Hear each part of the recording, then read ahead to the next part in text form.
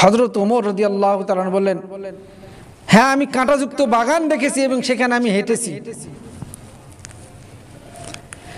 ওই কাঁটাযুক্ত বাগানে আমি যখন পার হয়েছি খুব দ্রুত গতিতে পার হয়েছি এবং খুব সতর্কতা অবলম্বন করে ওই বাগান পের হয়েছি। কাব ইবনে আহবার বললেন, ওমর কেন তুমি সেখানে খুব দ্রুত গতিতে পার হয়েছো, কেন সতর্কতা অবলম্বন করেছিলে? বলছে ওমর রাদিয়াল্লাহু তাআলা বলছে, কাব যে এই জঙ্গলটা কাঁটাযুক্ত জঙ্গল, আর এখানে অনেক হিংস্র প্রাণী থাকতে পারে এবং যারা আমার ক্ষতির কারণ হতে পারে। তা তো বুঝলাম, কিন্তু সতর্কতা অবস্থায় বলছে এখানে অনেক কাঁটা আছে, সেই কাঁটাগুলো যদি আমি সতর্ক অবস্থায় না যাই, সেই কাঁটাগুলো ফুটে আমার শরীর বিদ্ধ হতে পারে, রক্তাক্ত হতে পারি, আমার কাপড় চোপড়গুলো ছেড়ে যেতে পারে। এই জন্য আমি খুব সতর্ক অবস্থায় কাপড় চোপড় গুছিয়ে আমি এই কাঁটাযুক্ত রাস্তা দ্রুত গতিতে পার হয়েছি। কাব ইবনে আহবার বলেন যে ওমর এটাই তাকওয়া। ওমর, যেই দুনিয়ায় আমরা বসবাস করতেছি এই দুনিয়ার মধ্যে সুদের কাঁটা আছে, জুলুমের কাঁটা আছে, অত্যাচারের কাঁটা আছে, ব্যভিচারীর কাঁটা আছে, ঘুষের কাঁটা আছে, জালেমের কাঁটা আছে, জুলুমের কাঁটা আছে, অনেক অত্যাচার অবিচার এই দুনিয়ার মধ্যে আছে। শয়তানের ওয়াসওয়াসা আছে, নফসের ওয়াসওয়াসা আছে। এত কাঁটাযুক্ত পৃথিবীর মধ্যে আপনি আমি চলাফেরা করি, এই জন্য এই দুনিয়ার থেকে সতর্ক অবস্থায় আমাদেরকে পরকালে যাওয়ার জন্য চিন্তা ফিকির করতে হবে। এই দুনিয়াটা হলো সুদ, ঘুষ, জেনা, ব্যভিচার ভর্তি। মিনহুমা রিজালান কাসীরান ওয়া নিসাআ। وقال تعالى يا أيها الذين آمنوا اتقوا الله حق تقاته ولا تموتن إلا وأنتم مسلمون. وقال رسول الله صلى الله عليه وسلم لا تحاسدوا ولا تناجشوا ولا تباغضوا ولا تبادروا ولا يبيع بعضكم على بيع بعض وكونوا عباد الله إخوانا. التقوى هاهنا التقوى هاهنا التقوى هاهنا. يشير على صدره 3 مرات. ثم قال المسلم أخو المسلم لا يظلمه ولا يقتله ولا يحقره بحسب من الشر أن يحقر أخاه المسلم. كل المسلم على المسلم حرام دمه وماله وعزه أو كما قال عليه الصلاة والسلام.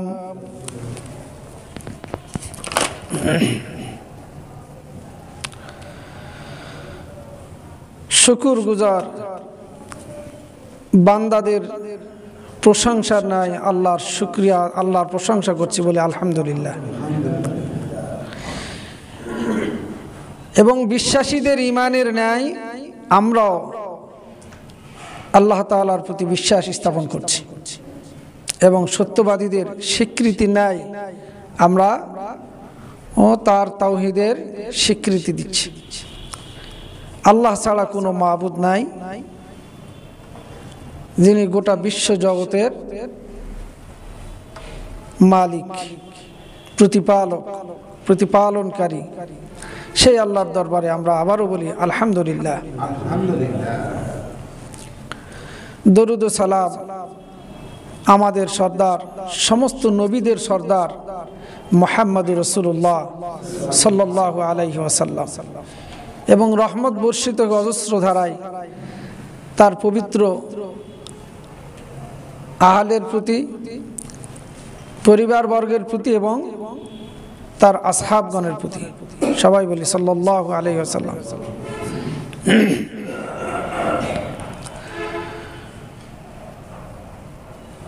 বর্তমান যে সময় চলছে, এমন একটা সময় আমরা উপনীত হয়েছি যে আমাদের দেশ বাংলাদেশ, আজকে এই বাংলাদেশ কেন অনেক ষড়যন্ত্র হচ্ছে, তাই না? বিভিন্ন জায়গায় পার্শ্ববর্তী দেশ, বিভিন্ন সংগঠন আমাদের দেশকে ছোট করার জন্য বিশ্বের দরবারে উঠে পড়ে লেগেছে। সেই জন্য আবার এক দল বলতেছে তাদের উপর আমরা অত্যাচার করতেছি, সংখ্যালঘুদের উপর। আসলে পৃথিবীর মধ্যে আমাদের বাংলাদেশের মানুষেরা এত সৌহার্দ্যপূর্ণভাবে আমরা বসবাস করি যে আমাদের মধ্যে কোনো কলহদ্বন্দ্ব নেই। আজকে আমার বাড়ির পাশে হিন্দুটা আছে, খ্রিস্টান আছে, আরও জাতি আছে, তাদের সাথে আমাদের সুন্দর সম্পর্ক।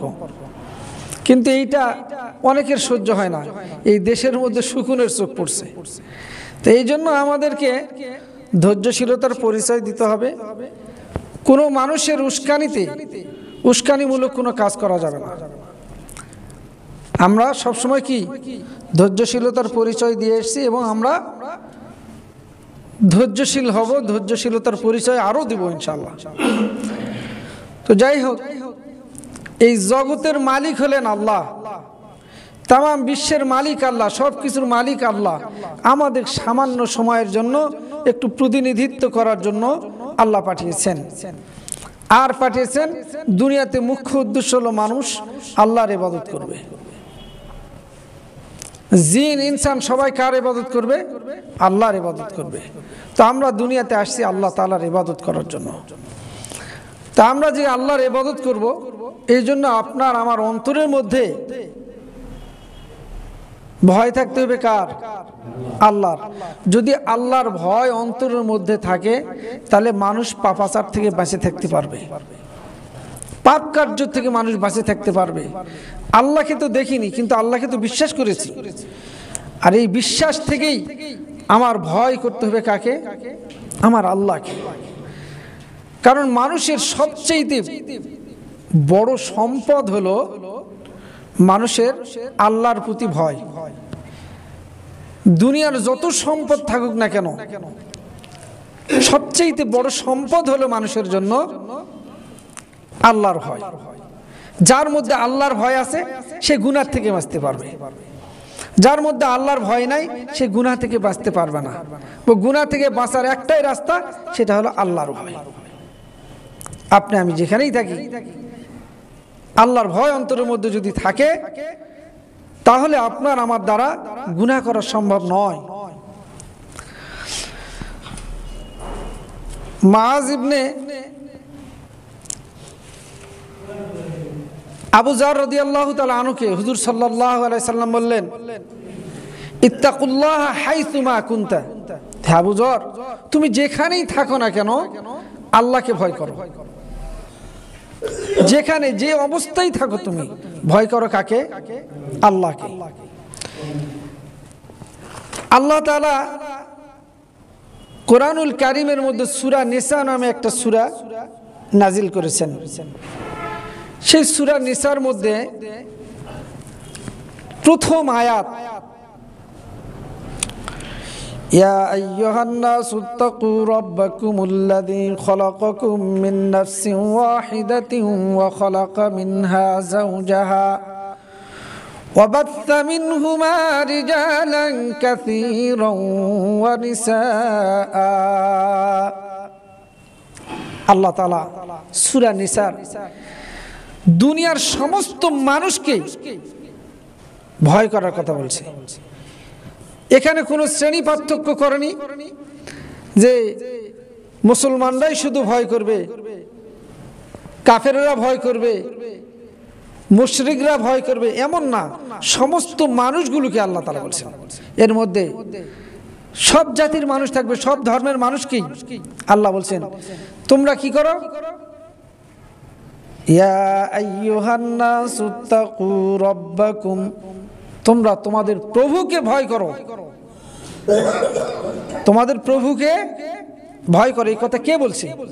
আল্লাহ নিজেই বলতেছেন, দুনিয়ার সব মানুষকে সম্বোধন করে বলতেছে আম ভাবে, কোনো পার্থক্য নাই। তো সবাই ভয় করো, হতে পারে মুশরিক, হতে পারে ইহুদি, হতে পারে খ্রিস্টান, মুসলমান, বৌদ্ধ, যেই হোক না কেন ভয় করবে কাকে? আল্লাহকে। আল্লাহ বলতেছে, কোন আল্লাহকে আমরা ভয় করব? আল্লাযী খলাকাকুম মিন নাফসিন ওয়াহিদা, এমন এক প্রভুকে যিনি একটি নফস থেকে, একটি আত্মার থেকে পৃথিবীর এত মানুষ তৈরি করেছেন। সুবহানাল্লাহ। এবং তার থেকে আদম আলাইহিস সালামের থেকে, আদম আলাইহিস সালামের সহধর্মিণীকে আল্লাহ সৃষ্টি করেছেন, এবং তার থেকে নারী এবং পুরুষ পৃথিবীতে আল্লাহ এত বৃদ্ধি করে দিয়েছেন। তো সেই প্রভুকে আল্লাহ ভয় করার কথা বলছে। আবার এক জায়গায় আল্লাহ তাআলা বিশেষ একটা গোষ্ঠীকে বলতেছে ভয় করার কথা। আল্লাহ তাআলা ঈমানদারদেরকে লক্ষ্য করে, যারা ঈমান আনছে, মানুষের মধ্যে যারা ঈমান আনছে সেই ঈমানদারদেরকে বিশেষভাবে আল্লাহ বলতেছে, ইয়া আইয়ুহাল্লাযীনা আমানুত্তাকুল্লাহা হাক্কা তুকাতিহি ওয়া লা তামুতুন্না ইল্লা ওয়া আনতুম মুসলিমুন। আল্লাহ তাআলা ঈমানদারদেরকে লক্ষ্য করে বলছে, ও ঈমানদারেরা, তোমরা আল্লাহকে ভয় করো, ভয় করার মতো। সুবহানাল্লাহ। আল্লাহ তাআলা বলছে ভয় করো, ভয় করার মতো। আর মুসলমান না হয় মৃত্যুবরণ করো না। এই কথা কাদেরকে বলছে? ঈমানদারদেরকে বলতেছে। আল্লাহু আকবার। ঈমানদার, তোমরা ঈমান আনছো, ভয় করো। কারণ আমার মধ্যে, ঈমানদারের মধ্যে গুনাহগারও আছে তো নাই? আমার ঈমানও আছে, আমি গুনাহ করি। আমার ঈমান আছে, আমি মুসলমান বিশ্বাস করি, কিন্তু কাজ কাম করি কি মুশরিকের মতো, তাই না? আমার কাজ এমন কাজ করতেছি যে কাজের মধ্যে আল্লাহর হুকুম নাই, শরীয়ত নাই, আবার আমি নিজে মুসলমানও, ঈমানদারও। তো এই জন্য কিছু কিছু ঈমানদার আছি যারা আমরা গুনাহ করি। তো এই জন্য আল্লাহ বলছে ঈমানদারকে বিশেষ করে যে হে ঈমানদাররা, আল্লাহকে ভয় করো, ভয় করার মতো। এরপরে আল্লাহ তাআলা নবীদেরকে বলছে, নবীদেরকে বলছে যে নবীদেরকে বলছে তোমরা তোমাদের কওমদেরকে বলো। কি বলতেছে? إذ قال لهم أخوهم نوح ألا تتقون। তাদের ভাই নূহ আলাইহিস সালাম তার কওমদেরকে বলল যে তোমরা কি আল্লাহকে ভয় করবে না? ইন্নী লাকুম রাসূলুন আমিন। আল্লাহ তাআলা তোমাদের জন্য আমাকে রাসূল করে পাঠিয়েছেন। তো আল্লাহ তাআলা নবীদেরকে বললেন যে তোমরা বলো তোমাদের কওমকে। এভাবে অনেক নবীকে বলছেন। ইয ক্বালা লাহুম আখুহুম হুদুন আলা তাত্তাকুন ইয ক্বালা লাহুম আখুহুম সালিহুন আলা তাত্তাকুন ইয ক্বালা লাহুম আখুহুম লূতুন আলা তাত্তাকুন ইয ক্বালা লাহুম শুআইবুন আলা তাত্তাকুন। আর প্রত্যেককে বলছে ইন্নী লাকুম রাসূলুন আমিন ফাত্তাকুল্লাহা আতিউন। আল্লাহ তাআলা তোমাদের জন্য আমাকে নবী করে পাঠিয়েছে। ফাত্তাকুল্লাহ, অতএব আল্লাহকে ভয় করো, ওয়া আতিউন, এবং তার আনুগত্য করো।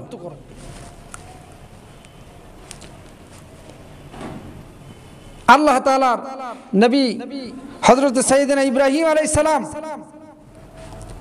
বলতেছেন কি, ওয়া ইব্রাহিম ইয ক্বালা লিকওমিহি ইবুদুল্লাহা ওয়াত্তাকুহু যালিকুম খায়রুল লাকুম ইন কুনতুম তা'লামুন। ইব্রাহিম আলাইহিস সালাম তার কওমকে বলছে, ও আমার কওমেরা, তোমরা আল্লাহর ইবাদত করো, আর এটাই তোমাদের জন্য উত্তম। আল্লাহ তাআলা বহু জায়গায় এভাবে আমাদেরকে কি করতেছেন, সতর্ক করতেছেন যে তোমরা আল্লাহকে ভয় করো, আল্লাহকে ভয় করো, আল্লাহকে ভয় করো। অর্থাৎ তাকওয়া, ইত্তাকুল্লাহ। সাইয়েদনা ওমর রাদিয়াল্লাহু তাআলা আনহু যখন খলিফা কাব ইবনে আহবার রাদিয়াল্লাহু তাআলা আনহুকে বলতেছে, ও কাব, তুমি কি আমাকে বলতে পারো যে তাকওয়াটা কি? কাব ইবনে আহবারকে যখন এরকম প্রশ্ন করেছেন, তো কাব ইবনে আহবার উল্টো ওমর রাদিয়াল্লাহু তাআলা আনহুকে বলতেছে যে ওমর, তুমি কি কাঁটাযুক্ত কোনো বাগান দেখেছো? হযরত ওমর রাদিয়াল্লাহু তাআলা আনহু বললেন, হ্যাঁ, আমি কাঁটাযুক্ত বাগান দেখেছি এবং সেখানে আমি হেঁটেছি। ওই কাঁটাযুক্ত বাগানে আমি যখন পার হয়েছি, খুব দ্রুত গতিতে পার হয়েছি এবং খুব সতর্কতা অবলম্বন করে ওই বাগান পের হয়েছি। কাব ইবনে আহবার বললেন, ওমর, কেন তুমি সেখানে খুব দ্রুত গতিতে পার হয়েছো? কেন সতর্কতা অবলম্বন করেছিলে? বলছে ওমর রাদিয়াল্লাহু তাআলা বলছে, কাব, যে এই জঙ্গলটা কাঁটাযুক্ত জঙ্গল, আর এখানে অনেক হিংস্র প্রাণী থাকতে পারে এবং যারা আমার ক্ষতির কারণ হতে পারে। তা তো বুঝলাম, কিন্তু সতর্কতা অবস্থায় বলছে এখানে অনেক কাঁটা আছে, সেই কাঁটাগুলো যদি আমি সতর্ক অবস্থায় না যাই, সেই কাঁটাগুলো ফুটে আমার শরীর বিদ্ধ হতে পারে, রক্তাক্ত হতে পারি, আমার কাপড় চোপড়গুলো ছেড়ে যেতে পারে। এই জন্য আমি খুব সতর্ক অবস্থায় কাপড় চোপড় গুছিয়ে আমি এই কাঁটাযুক্ত রাস্তা দ্রুত গতিতে পার হয়েছি। কাব ইবনে আহবার বলেন যে ওমর, এটাই তাকওয়া। ওমর, যেই দুনিয়ায় আমরা বসবাস করতেছি, এই দুনিয়ার মধ্যে সুদের কাঁটা আছে, জুলুমের কাঁটা আছে, অত্যাচারের কাঁটা আছে, ব্যভিচারীর কাঁটা আছে, ঘুষের কাঁটা আছে, জালেমের কাঁটা আছে, জুলুমের কাঁটা আছে, অনেক অত্যাচার অবিচার এই দুনিয়ার মধ্যে আছে। শয়তানের ওয়াসওয়াসা আছে, নফসের ওয়াসওয়াসা আছে। এত কাঁটাযুক্ত পৃথিবীর মধ্যে আপনি আমি চলাফেরা করি। এই জন্য এই দুনিয়ার থেকে সতর্ক অবস্থায় আমাদেরকে পরকালে যাওয়ার জন্য চিন্তা ফিকির করতে হবে। এই দুনিয়াটা হলো সুদ, ঘুষ, জেনা, ব্যভিচার ভর্তি। ছোটরা বড়কে সম্মান দেয় না, বড়রা ছোটকে স্নেহ করে না। আমাদের মধ্যে ইমানদার দাবি করতেছি, কিন্তু ইমানি যে কাজ কর্ম সেগুলো আপনার আমার মধ্যে নাই। আর এইরকম পৃথিবীতে আপনি আমি বসবাস করতেছি। আজকে ব্যবসার মধ্যে আমার ভোগিযোগী শুরু হয়েছে। আল্লাহ বলছেন কি, ইত্তাকুল্লাহ হাইসুমা কুনতা। আল্লাহ রাসূল বলছেন, যেখানেই থাকো আল্লাহকে ভয় করো। সাইয়েদনা ইউসুফকে জুলেখা অন্দর মহলে নিয়ে যায়, সমস্ত গেটগুলো বন্ধ করে দিয়ে নিজের কাপড় চোপড় সব খুলে ফেলতেছে, বুকের কাপড়, শরীরের কাপড় সব খুলে ইউসুফকে বলছে, ইউসুফ, আমার দিকে তাকাও, কেউ না এখানে, তুমি আর আমি, আমরা আনন্দ করি, আসো। ইউসুফ আলাইহিস সালাম সাড়া দিয়েছিল? কোনো সাড়া দেয়নি, তার দিক তাকায়নি। তো জুলেখা এক পর্যায়ে যায় ওই যে মূর্তি আছে সেই মূর্তিটাকে ঢেকে দিচ্ছে। তখন ইউসুফ আলাইহিস সালাম বলছেন যে, জুলেখা, এটা কি করতেছো? বলছে, আরে আমি যার ইবাদত এতদিন ধরে করি, যার উপাসনা আমি করি, তার সামনে আজকে আমি এইরকম একটা কাজ করব, তো লজ্জা লাগতেছে। কি লাগতেছে? লজ্জা। কি করে আমি তার সামনে এটা করতে পারি? অথচ সেই মাটির মূর্তি বা পাথরের মূর্তি, ও কি নড়তে চড়তে পারে, কথা বলতে পারে, নিজেকে নিজে রক্ষা করতে পারে না। তার উপাসনা করছে, তার চোখ মুখ ঢাকে দিচ্ছে। ইউসুফ আলাইহিস সালাম বলে, জুলেখা, তুমি যতই আমাকে আকর্ষণ করো না কেন, আমাকে তোমার দিকে আহ্বান করো না কেন, আজকে তুমি ওই একটা পাথরের দেবতার মুখ তুমি ঢেকে দিচ্ছ, যার ইবাদত তুমি করো এই জন্য। কিন্তু আমার একজন প্রভু আছে, তারও ইবাদত আমি ইউসুফ করি। ওই আল্লাহর চোখ পৃথিবীর কোনো কিছু দিয়ে ঢাকা সম্ভব নয়। ওই আল্লাহ আমাকে দেখবে, আমি কি করে তোমার সঙ্গে এই অপকর্ম করতে পারি? এর নাম হলো তাকওয়া, এর নাম তাকওয়া, এর নাম হলো আল্লাহর ভয়। সুযোগ পেয়েছি আর গ্রহণ করে ফেলেছি, এটা নয়। আপনার আমার সামনে সুযোগ আছে চুরি করার, লক্ষ লক্ষ টাকা আছে এক বান্ডিল নেওয়ার মতো। একটা সুন্দরী রমণী আপনাকে আমাকে আহ্বান করছে, কোনো বাধা বিঘ্ন নাই। আমি যদি সেখান থেকে নিজেকে ফিরে রাখতে পারি, মনে করবো আমার মধ্যে তাকওয়া আছে। আর ওই তাকওয়াটা কার ভয়? আল্লাহর ভয়। এই আল্লাহর ভয় যদি আপনার আমার সামনে থাকে, তাহলে শত লোভ লালসা যাই থাক না কেন, আমি সেদিকে যাব না। এর নাম হলো তাকওয়া। হযরত ওমর সারা রাত ঘুরে বেড়ায়, আমরা শুনিনি? সারা রাত ঘুরে বেড়ায়। তো এক বাড়ির পাশে যায়, দেখে এক বুড়ি আর এক বুড়ির মেয়ে কথা বলতেছে। সাইয়েদনা ওমর সামনে গেছে, আড়াল থেকে শুনলেন। মা বলতেছে দুধ কে কম হয়েছে। বেটি বলছে, মা তো দুধ তো আজকে কম হয়েছে। বলছে একটু পানি মিশাই দাও না। কাছে পানি যে মিশাই দিব, তুমি জানো না ওমর নিষেধ করেছে? ওমর তো এখানে নাই, ওমর কি দেখতে পাবে? ওমর তো দেখতে পাবে না। আর তাছাড়া আমরা তো বড় লোক হওয়ার জন্য পানি দিচ্ছি না, আমরা একটু খাওয়ার জন্য, দুমুঠো খাওয়ার জন্য, পেটটা একটু ভরার জন্য যদি একটু দুধে পানি মিশাই দাও, তাহলে প্রতিদিনের মতোই বিক্রি করে সংসারে কিছু আনে খাইতে পারবো। মেয়ে বলতেছে, মা তুমি বুড়া মানুষ, ওই নিয়ে এসে তুমি পেট ভরে খাও, থাকলে আমি খাবো, না থাকলে আমি খাবো না। কিন্তু আমি এই কাম করতে পারবো না। উমর দেখবো না তো কি হয়েছে? যে উমরের রব, সে আমারও রব, যে সারা বিশ্বের রব, ওই রবের চোখ কিভাবে আমি ফাঁকি দেব? ওই রব তো আমার সবকিছু দেখে ফেলবে, অতএব আমি পারবো না। সাইয়েদনা ওমর ওই মেয়েকে কি করছে? পুত্রবধূ বানাই ফেলছে। সুবহানাল্লাহ। তার কি দেখে বলেন? তার বিবিকে যায় বলছে, বিবি তুমি তো ছেলেকে বিবাহ দিবে, পাত্রী খোঁজো। তো একটা পাত্রীর সন্ধান পেয়েছি। তো মনে করছে হয়তো বড় কোনো জায়গারই হবে।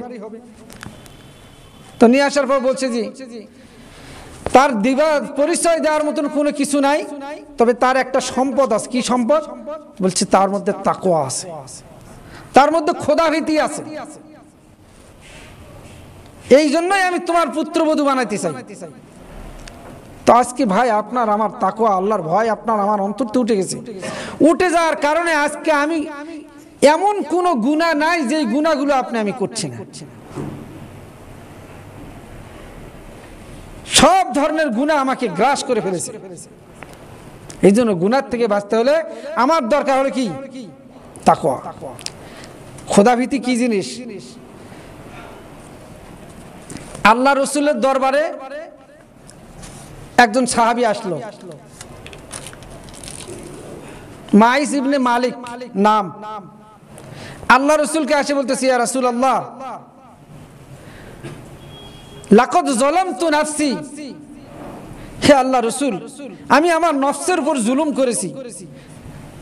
কি জুলুম করেছে? বলে জানাইতু, আমি জিনা করেছি, জিনার পাপ করেছি। হে আল্লাহ রাসূল, আপনি আমাকে পবিত্র করুন। আল্লাহ রাসূল মুখ ফিরাই নিয়েছেন, নিয়ে বলছে, যাও, এটা কি বলতেছে? এটা তুমি করতে পারো না। ফিরাই দিছে। পরের দিন আবার আসছে, বলে, ইয়া রাসূলুল্লাহ, আমি জিনার গুনাহ করেছি, আমাকে পবিত্র করুন। কারণ এই অবস্থায় আমি আল্লাহর দরবারে যেতে চাই না। আমি পুত পবিত্র হয়ে আমার আল্লাহর কাছে যেতে চাই। আমি অপরাধ করেছি, আমাকে শাস্তি দেওয়া হোক। দ্বিতীয় দিন চলে গেলেন, তৃতীয় দিন আসছে। তৃতীয় দিন আল্লাহ রাসূল তাকে ফিরিয়ে দিলেন। আবার চতুর্থ দিন আসছে, আসার পরে বলছে ইয়া রাসূলুল্লাহ আমি অপরাধ করেছি, জানা করেছি।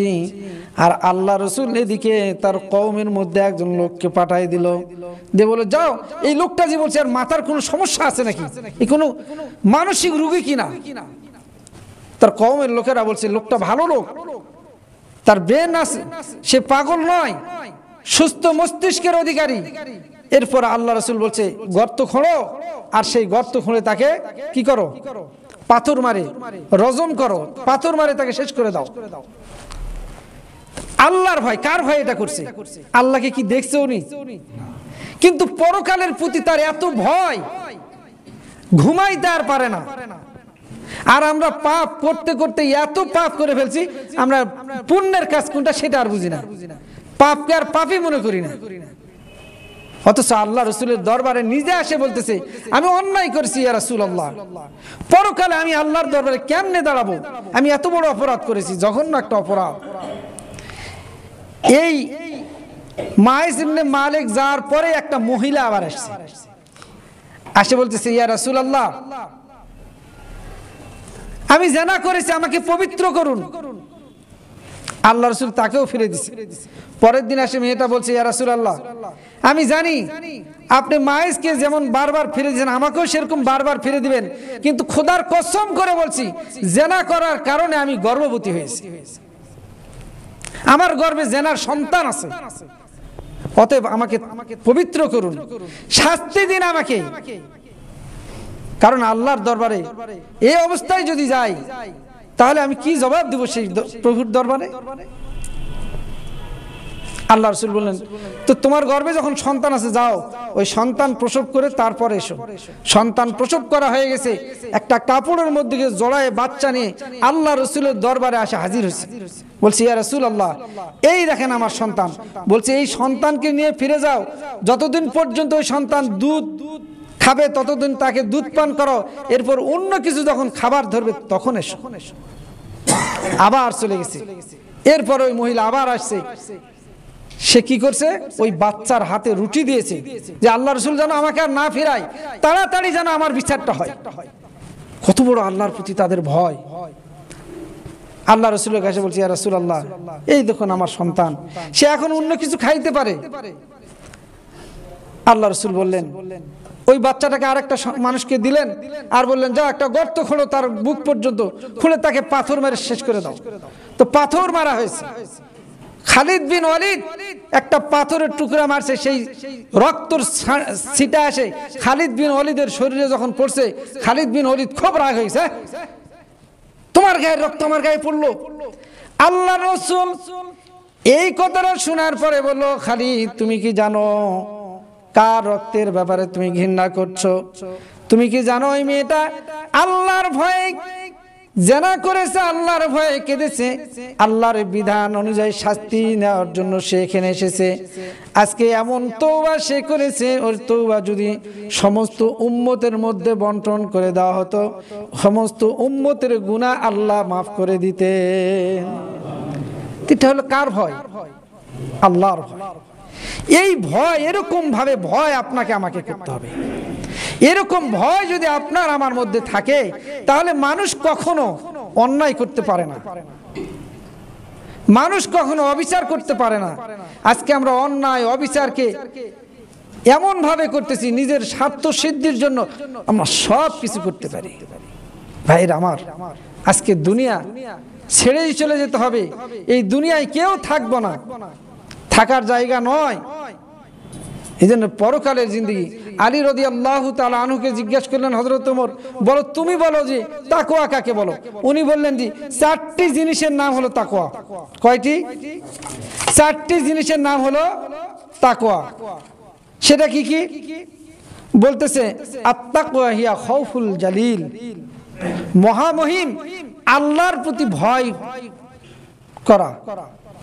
আরেকটা বলছে ওয়াল আমালু বিত-তানজিল, বলছে শরীয়তের কোরআন হাদিসের হুকুম অনুযায়ী আমল করা। আর বলছে ওয়াল কনাআতু বিল কলিল, অল্পে তুষ্ট হওয়া। আর এই জায়গাটাই হলো আমাদের ব্যারাম বেশি। আমরা লোভী, আমাদের লোভ আমাদেরকে গ্রাস করে ফেলেছে। আমরা অল্পতে তুষ্ট হতে জানি না, আমরা শুধু বেশি চাই। এই বেশি পাইতে গিয়ে হালাল না হারাম এইটা দেখার সময় আর আমাদের থাকে না। কিন্তু এই হালাল হারাম যখন আমি বাছ বিচার করতেছি না, এই হারাম খায় যখন এই রক্ত মাংস তৈরি হচ্ছে, এই হারাম খায় আমি বড় বড় অট্টালিকা তৈরি করছি, মরে যাব খাবে অন্যজনে, আর কবরে সদকাতুল জারিয়ার গুনাহ হবে আমার। যদি আপনার আমার মধ্যে ওই ভয় থাকতো, তাহলে কোটি কোটি টাকা মানুষ কখনো মানুষের হক নষ্ট করতে পারে? হজ করতে যাইতেছে, বেটাক সব জমি লিখে দিয়ে চলে গেছে, বেটিক দিল ফাঁকি। ওর মধ্যে যদি আল্লাহর ভয় থাকতো তাহলে এই কামটা সে করতে পারতো? ভাইয়ে ভাইয়ে গন্ডগোল, ভাইয়ের জমি বেশি নিয়ে বসে আছে, ভাই হজত যাচ্ছে, ছোট ভাই আসে, ভাই আপনি তো হজেই যাচ্ছেন, তো যাওয়ার আগে ফয়সালাটা একটু করে দিয়ে যান না। তো গরম হয়ে কথা বলে, আরে যা ঘুরে আসি। আসলে আমি ঘুরে আসতে পারবি কি না পারবে এর কোনো নিশ্চয়তা আছে? তাহলে এই হজ আমার কোন কাজে আসলো? যদি আল্লাহর ভয় থাকতো তাহলে এটা আমি মীমাংসা করতাম। আজকে বোনকে ফাঁকি দিচ্ছি শুধু লোভ। ওই বোনকে জমি দেয় কোথায়? একদম মাঠের মধ্যে, যেগুলা ডোবা, ভালো জায়গা দেই না। শহরের মধ্যে জায়গা আছে, বোন সেখানেও অংশ পায়, কিন্তু বোনক বলে না তোর এখানে দরকার নাই, তুই ওই ভিয়েন নে মাঠের মধ্যে। তো আল্লাহর ভয় যদি আপনার আমার অন্তরে থাকতো তাহলে এই ফাঁকিবাজি তো করতাম না। আমি হয়ে গেছি ধোঁকাবাজ, আমি হয়েছি ফাঁকিবাজ, আমি হয়ে গেছি মিথ্যুক, আমি হয়ে গেছি কি জানাখোর, আমি হয়ে গেছি সুদখোর, আমি হয়ে গেছি মদখোর, গাঞ্জাখোর, বাবাখোর। কারণ আমার মধ্যে নাই আল্লাহর ভয়। যদি আল্লাহর ভয় থাকতো তাহলে এগুলোতে আমি বাঁচে থাকতে পারতাম, পরের হক নষ্ট করার থেকে বাঁচে থাকতে পারতাম। আজকে আমি সন্তান, যেই বাবা আমাকে এত বড় করেছে, আল্লাহ তাআলা কি বলছেন? আল্লাহর ইবাদতের পর বাবা মার খেদমতের কথা বলছেন। আজকে বিয়ে শাদী করার পর ওই বাপ মাকে আর দেখতে পাই না। যদি আল্লাহর ভয় আমার থাকতো তাহলে আমি বাপ মায়ের সঙ্গে এরকম খারাপ ব্যবহার করতে পারতাম না। আজকে দেখেন, বাবা মা সন্তান যখন বাবা মার কাছে একটা আবদার করে, আব্বা আমার অমুক জিনিস লাগবে, বাবার কাছে টাকা থাকে না, বাবা পেরেশান হয়ে যায়। কোথায় পাবে টাকা, কোথায় পাবে অর্থ, কার কাছে যাবে? যেভাবে হোক বাবা জোগাড় করে আপনার আমার চাহিদা পূরণ করেছে। আজকে যখন আমি বড় হয়েছি, বিবাহ শাদী করেছি, বউ পেয়েছি, এখন বাবাকে পর করে ফেলেছি, মাকে পর করে ফেলেছি। তো ভয় যদি থাকতো কার? আল্লাহর। এগুলো করতে পারতাম? কখনোই করতে পারতাম না। আজকে ভয় যদি আমার মধ্যে থাকতো তাহলে ব্যবসায় কম দিতে পারতাম, ওজনে দিতে পারতাম না। বিভিন্ন ধরনের পাপে আমি জর্জরিত হয়ে গেছি। এই জন্য আল্লাহকে আমরা বেশি বেশি ভয় করি। আল্লাহ বলছেন, যদি আল্লাহর ভয় হলো মানুষের জন্য পৃথিবীতে সবচাইতে বড় সম্পদ। ওয়াতাজাওয়াদু ফাইন্না খায়রা যাদিত তাকওয়া ওয়াত্তাকুন ইয়া উলিল আলবাব। তোমাদের উত্তম পাথে উত্তম সম্বল হলো আল্লাহর ভয়। অতএব যারা জ্ঞানী তারা আল্লাহকে ভয় করে। সুবহানাল্লাহ বিহামদিহি। তো আজকে যারা আল্লাহকে ভয় করে তারা হলো কি? আল্লাহর ভাষায় তারা জ্ঞানী। আজান হয়ে গেছে, মসজিদে লোক নাই। মসজিদ কি সুন্দর টাইলস, কত সুন্দর মসজিদ করা হয়েছে, লক্ষ লক্ষ টাকা খরচ করা হয়েছে, মসজিদে মানুষ নাই। শুক্রবারে যে বা দুটো আসে, আসরের সময় আর নাই, মাগরিবে নাই। তাহলে কতটুকু ভয় আমার অন্তরে? আমি কি শুধু শুক্রবারের জন্য মসজিদ তৈরি করেছি, না 5 ওয়াক্তের জন্য করেছি? এই জন্য মসজিদ পাকা হওয়ার দরকার নাই, মুসল্লি পাকা হতে হবে। এই জন্য 5 ওয়াক্ত নামাজ ইনশাআল্লাহ আমরা পড়বো। তো আমরা 5 ওয়াক্ত নামাজগুলো জামাতের সহিত আদায় করব। সুন্নত নফল আমরা বাড়িতে পড়বো ইনশাআল্লাহ। বাড়ি ঘরের মধ্যেও বেশি বেশি কি সুন্নত নফল বেশি পড়বো, নফল ইবাদত বেশি বেশি করব। নফল ইবাদতের মাধ্যমে বান্দা আল্লাহর নৈকট্য লাভ করতে পারে। এই জন্য আমরা নফল ইবাদত গুলার বেশি বেশি কি গুরুত্ব দিব। তাহাজ্জুদ পড়বো, কোরআনের তেলাওয়াত করবো, জিকির আজগার করবো, তাসবিহাত গুলো পড়বো, আর যা কিছু করব এক আল্লাহকে রাজি খুশি করার উদ্দেশ্যে করব। আল্লাহকে সন্তুষ্টি করার উদ্দেশ্যে যদি না করি তাহলে কোনো কাজে আসবে না। আল্লাহ